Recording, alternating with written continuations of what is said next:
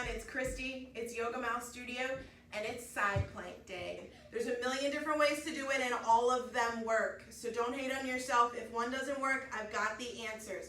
If you are just working on this support, be strong, press the elbow down, feel strength through the top of the shoulder. My hips are pressing up, my feet are flexed, my legs are strong, belly pulls in.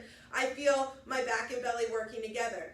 If you want to come up, bring that right leg under, left leg becomes a kickstand, and that arm reaches up. That left foot on top, I'm on my right side, can support me once again here. It can be a kickstand out in front of my foot. It can be down below my foot. It can be behind me. Look at all the different ways we can side plank.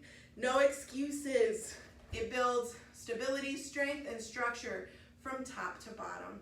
Promise you'll see results. Keep it up.